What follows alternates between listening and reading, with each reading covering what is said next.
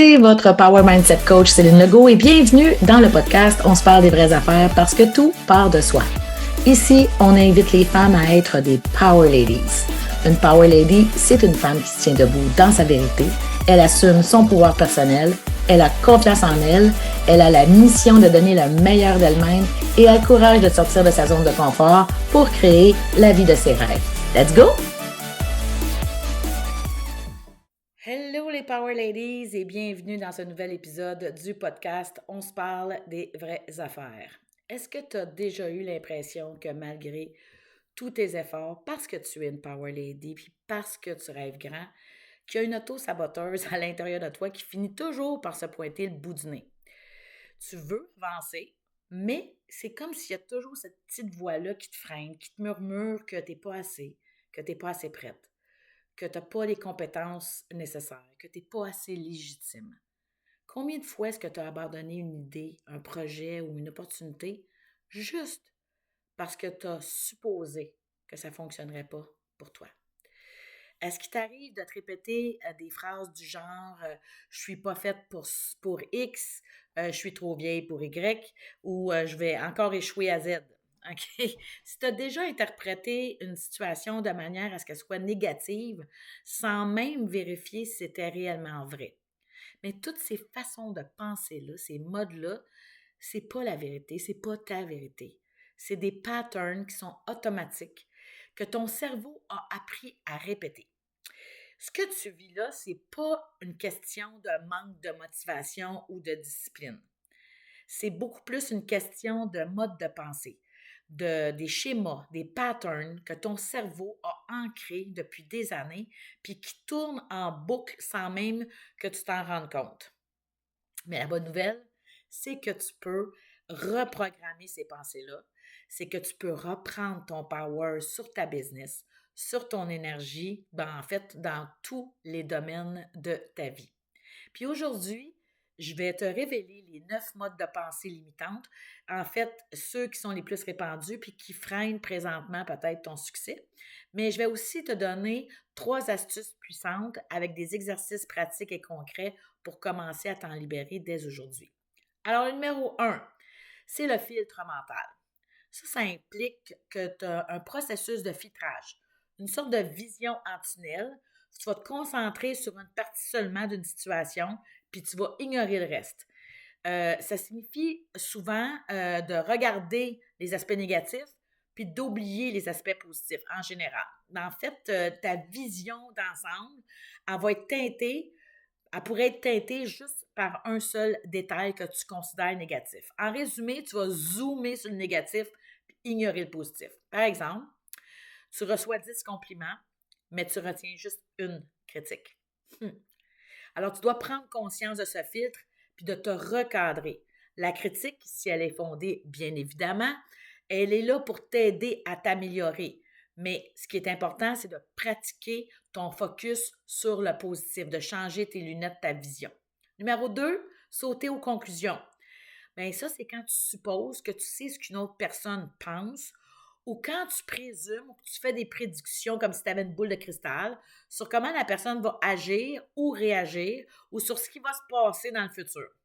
En résumé, tu crois savoir ce que les autres pensent ou ce qui va se passer. Mais sérieusement, il y a des jours où on a de la misère même à savoir ce qui se passe dans notre propre tête. Comment est-ce qu'on peut prétendre savoir ce qui se passe dans la tête d'une autre personne?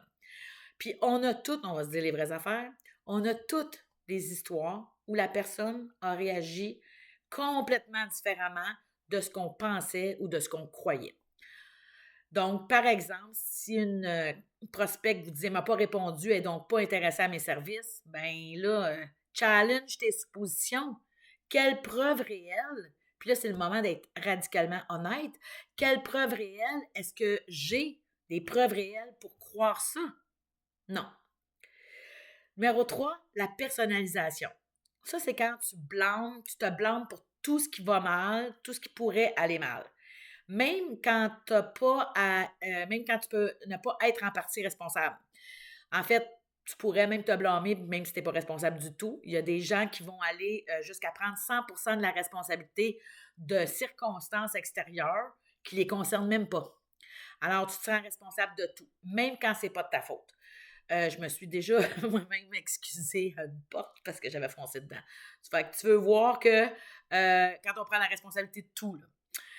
Euh, Par contre, euh, il faut vraiment se demander puis être objective. Est-ce que c'est vraiment et seulement ma faute, ma responsabilité à moi? OK? Puis c'est pour ça que je vous dis que c'est le moment d'être radicalement honnête pour ce filtre-là. Donc, le raisonnement émotionnel, c'est le numéro 4. Et ça, c'est quand tu portes ton focus sur toi. Ce que tu penses puis ce que tu ressens. Il y a quelque chose qui va pas bien se passer, c'est quelque chose qui va arriver, mais ça va arriver. Puis ça fait juste confirmer que tu avais raison. Mais aussi, ça confirme aussi que tu as manifesté ta pensée. Si tu ressens quelque chose, c'est parce que c'est vrai. Si tu crois quelque chose, c'est parce que c'est vrai. C'est souvent pas le cas. Par exemple, si je me sens incapable de faire X, donc je dois être nul. Mais tes émotions n'ont pas de logique. Les émotions sont là pour être vécues, pour qu'on puisse apprendre puis grandir. Tes émotions ne sont pas des faits. Le numéro 5, la dramatisation. Mais ça se produit quand tu amplifies les situations qui sont hors de proportion. Tu considères la situation comme terrible, affreuse, épouvantable, horrible, même si en réalité, le problème pourrait en lui-même être assez ordinaire ou même petit. En résumé, tu amplifies les problèmes au point de les rendre catastrophiques. En fait, c'est quand la drama queen a pris d'assaut la scène. C'est elle qui a pris le stage. Par exemple, si j'échoue cette présentation, ma carrière est foutue. OK? Il faut vraiment se poser la question à savoir l'intensité, mais est-ce que ça va être encore important dans 6 mois? La plupart du temps, ça ne l'est pas. Numéro 6, c'est les obligations. Il faut, je devrais, je dois. Parfois, en se disant ce genre d'obligations-là, on se met des exigences qui sont irréalistes, déraisonnables, même humainement irréalistes, où on va se mettre tellement de la pression sur soi, mais il ne faut pas oublier aussi que quand on se met de la pression sur soi, on en met involontairement sur les autres. C'est sûr qu'il y a des croyances qui sont, par exemple, qui sont pas limitantes, comme je dois pas boire ni conduire, on s'entend. Ça, c'est je ne dois pas, exact. Mais elles peuvent parfois créer des attentes irréalistes. Si tu te mets une pression énorme avec des règles puis un cadre qui est extrêmement rigide. Par exemple, je dois réussir, sinon je suis un échec. Ben là, c'est bien d'avoir des standards d'excellence pour soi, mais on pourrait remplacer les il faut, je devrais, je dois par je choisis de. Tu vas voir, ça va changer ta posture, ça va t'aider à reprendre ton pouvoir. Je vais choisir de faire X. Numéro 7, c'est l'étiquetage. Ça, c'est lorsqu'on fait des déclarations globales, basées sur un comportement ou sur des situations spécifiques. Donc, on va dire que les policiers sont tous des poups. On va dire que les dépendants, alcooliques, drogués, toxicomanes sont tous des oups. Les avocats sont tous des oups. Vous voyez? On utilise ces étiquettes-là, même s'il y a beaucoup d'autres exemples qui contredisent ces exemples-là. Alors, on se met des étiquettes qu'on fiche sur soi ou sur les autres. Par exemple, moi, je suis nulle en technologie, ou encore, les entrepreneurs qui font beaucoup d'argent sont toutes des femmes superficielles. OK. Est-ce que c'est une vérité vraiment, une vérité absolue? Je pense pas. C'est important de remplacer ces étiquettes par des affirmations qui sont plus évolutives. Par exemple, j'ai encore des choses à apprendre, mais chaque jour, je progresse. Ou ça pourrait être je suis présentement en apprentissage ou en transition. Ça, c'en est une que j'utilise régulièrement. Ou je développe chaque jour plus de compétences pour réussir. Vous voyez comment c'est plus doux, comment l'énergie n'est pas la même. Numéro 8, l'amplification et la minimisation. Alors, tu amplifies les côtés positifs de l'autre, mais tu minimises tes propres côtés positifs. Mais l'inverse s'applique aussi. Ça pourrait être que tu sous-estimes les qualités des autres, puis tu amplifies les tiennes. OK? Donc, elle a du talent, mais moi, c'est juste de la chance. Ou le contraire. Elle, c'est de la chance, moi, j'ai du talent. Ça dépend de quel angle qu'on le prend.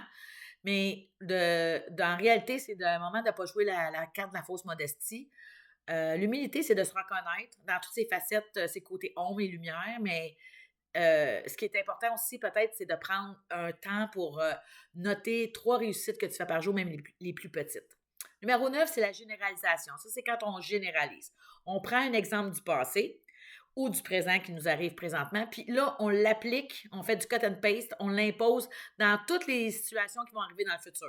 Les toujours, les tout le monde, les j'ai jamais. Vraiment, ça, c'est toutes des réflexions qu'on est en train de généraliser. Donc, on prend une expérience puis on en fait une vérité absolue. Donc, exemple, j'ai raté une vente. Donc je réussirai jamais en affaires. Ou encore, dans un point de vue plus personnel, mon mari m'a trompé, donc tous les hommes sont infidèles. Il faut challenger cette pensée-là. Il faut se demander, est-ce que c'est vrai à 100% du temps? Puis, non, ce n'est pas. Donc, si tu t'es reconnu dans l'un de ces modes de pensée, ben il n'y a pas de panique parce que je vais te donner 3 astuces avec des exercices concrets pour amorcer cette transformation-là. Donc, l'astuce numéro 1, c'est vraiment de devenir la détective de tes modes de pensée. Parce que, en fait, tu ne peux pas changer, faire aucun changement sans admission. Quelque chose qu'on n'a pas pris conscience, on ne pourra pas le modifier. Donc, avant de pouvoir agir différemment, ben, il faut repérer quand puis comment tes pensées limitantes se manifestent. Donc, l'exercice pratique, ça va être de prendre un carnet. Pendant les 3 prochains jours, note toutes les pensées négatives qui te reviennent souvent. Par exemple, je ne vais jamais réussir, je ne serai jamais capable, les autres sont meilleurs que moi, c'est pas pour moi, je suis trop vieille, qu'importe. Tout ce qui peut être croyance limitante qui te freine, OK, qui te limite, qui te bloque. Ensuite, dans quelle situation elles apparaissent? C'est important. Est-ce que c'est avant de poster sur les réseaux sociaux?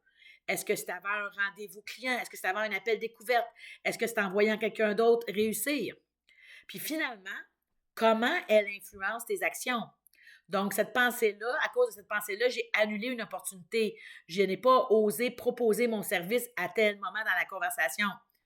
Alors, c'est très puissant parce que quand tu prends conscience de tes patterns, tu peux les casser, les reprogrammer, en fait, avant qu'ils ne dictent ton comportement.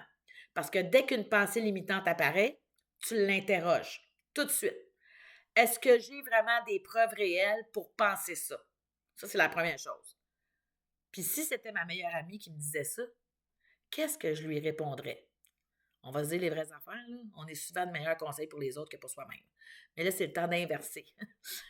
Ensuite, l'astuce numéro 2, c'est de reformuler ton discours intérieur. Quand tu réalises que tu généralises, tu dramatises ou tu sous-estimes, stop, pause, respire, reformule. Des exemples de reformulation. Si tu es dans la généralisation, puis tu dis, mettons, j'ai raté une vente, donc je suis nulle en business, tu pourrais recadrer avec j'ai raté une vente, mais ça ne veut pas dire que je vais rater toutes les ventes, tous mes appels de découverte. Si on pense à dramatisation, si ce projet-là, il échoue, je suis foutu. Bon, bien, un rajustement que tu peux faire, un recadrage. Si ce projet échoue, bien, je vais avoir appris quelque chose qui va me servir pour le prochain. Vous voyez comment c'est différent. Au niveau de la confiance en soi, si tout le monde est meilleur que moi, un réajustement. Tout le monde a commencé quelque part. Tout le monde a été débutant. Moi aussi, j'ai des forces uniques à offrir. Donc, pendant une semaine, vous pouvez également identifier ces pensées-là, les reformuler immédiatement, toutes les pensées dans votre discours intérieur pour avoir des versions qui sont plus réalistes et encourageantes. Les écrire, les dire à haute voix, je sais que ça a l'air de non, mais c'est tellement puissant pour qu'ils soient plus ancrés profondément dans votre esprit. C'est pas juste ce que tu dis verbalement qui sort de ta bouche qui compte.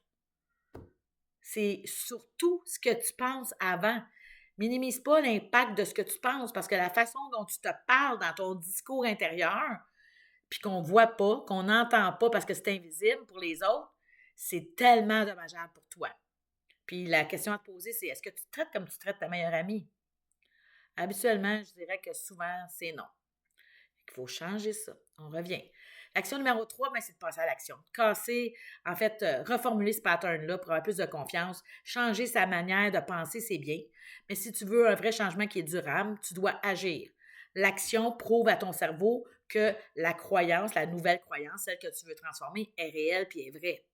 Fait que tu peux prendre un premier pas concret, même s'il est minime puis il est tout petit. Lorsqu'on a une pensée limitante, on a tendance des fois à attendre d'être prête avant d'agir, sauf que cette attente-là peut durer des jours, des mois et des années. La clé, c'est de passer à l'action immédiatement, même avec un petit geste, même avec une petite action qui est juste symbolique. Exemple, si tu crois que tu es nul en affaires, ben fais une action business aujourd'hui. Exemple, tu pourrais contacter un client. Tu pourrais envoyer un courriel à ta liste d'abonnés. Tu peux faire une offre sur Instagram, faire une vidéo pour parler de ton service. Si tu crois que tu n'es pas bonne en communication, ben, tu pourrais envoyer un message vocal, dire aujourd'hui j'envoie des messages vocaux plutôt qu'un texto. Ou tu pourrais oser poser une question si jamais tu es dans une réunion. Si tu penses que tu es désorganisé, tu peux commencer par ranger un petit espace de ton bureau. Tu peux utiliser un agenda pour vraiment prioriser, mettre tes tâches en priorité dans ta journée.